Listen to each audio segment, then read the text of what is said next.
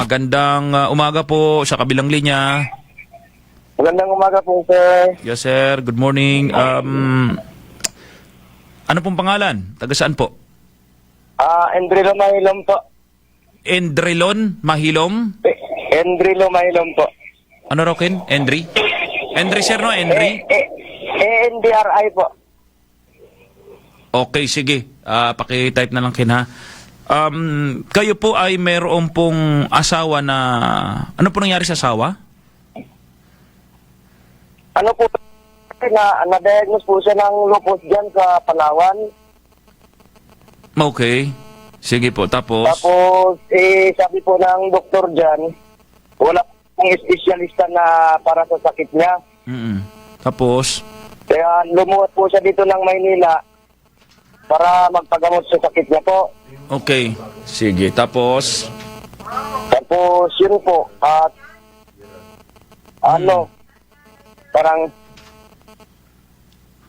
matagal-tagal din kasi siya dito sa Maynila eh. Bago siya namatay. Sige. Napunta siya ng Manila, ginamot dyan, tapos nauwi dito sa Puerto. Ano po, yung bangkay na lang po yung iuwi sana dyan, sir, kung kaya sana ng budget. Okay. Dyan po namatay sa Manila, yung pong asawa ninyo? Opo, sa Rizal Medical Center po. Okay, sige. Tapos, kayo nandyan din, kasama rin po kayo na uuwi dito. Siyempre, asawa. Opo, pati may anak din po kami na maliit. 6 years old. Sige. Saan po kayo dito sa, sir? Saan po kayo dito? Barangay Los Biminda po. Los Biminda. Puerto Barangay Los Biminda po. Doon nyo po kailan po namatay ang asawa ninyo? Noong April 9 po.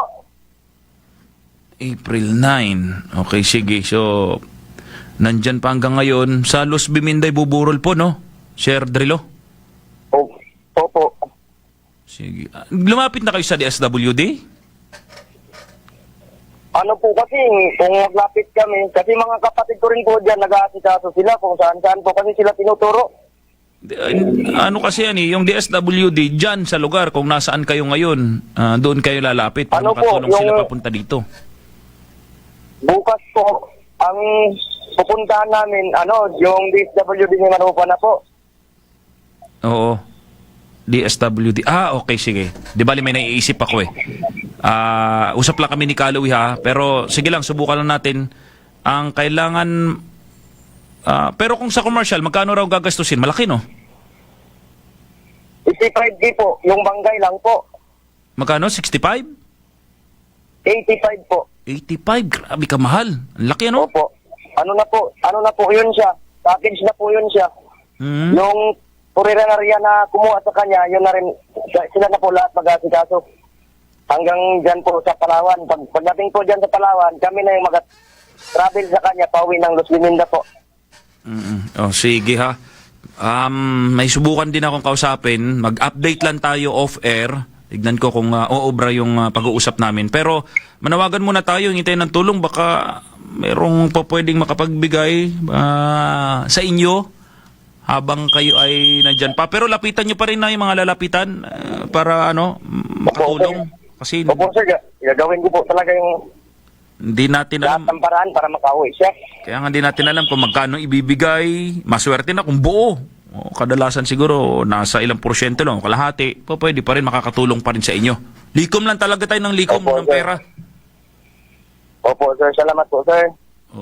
85,000 plus ikaw. Siyempre kasama ka, gastos din ng malaki-laki. Di ba? Opo. Sige. Ano po ang panawagan? Ano po mensahe natin sa mga nakikinig? Mga kababayan natin dito sa Palawan. Magandang araw po sa inyong lahat. Ako po si Endrilo Mahilom. Pinala po ako din sa lugar namin bilang Eric. Ako po yung humingi ng tulong para po sa pamasahe ng bangkay ng aking asawa para makauwi ko dyan sa Palawan. Puerto Princesa, Barangay Los Biminda po. Sana po matulungan niyo ako. Wala na talaga. Ang tagal na po rin po kami sa hospital. Pag mag-usap, pumanaw. Kaya wala na rin po talaga akong pera. Yun lamang po, maraming salamat po sa may mga mabubuting loob po dyan. Sana po matulungan niyo ako. Anong Gcash, sir? Baka meron ka, makapag-send sila kahit magkanong halaga. So, hindi ko po kasi kubisado yung number ng Gcash kasi Gcash po ng ate ng message ko yun. Yung nakapost po sa post ko, sir. Oo. Sige. Opo. Di bali, Hindi ko rin po kasi kabisado.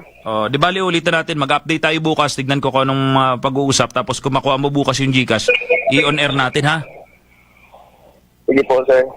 Sige po. Salamat po, Edrilo. Mahilom, huwag po kayo mawalan ng pag-asa. Magagawa at magagawa ng paraan yan. May iuwi niyo po yung bangkay ng inyong pong asawa dito sa Palawan, sa Puerto. Maraming salamat po, sir. Okay, sige po. Serbisyong Katropa. Si Edrilo Mahilom, nasa ano po ngayon, nasa Manila? Serbisyong Katropa.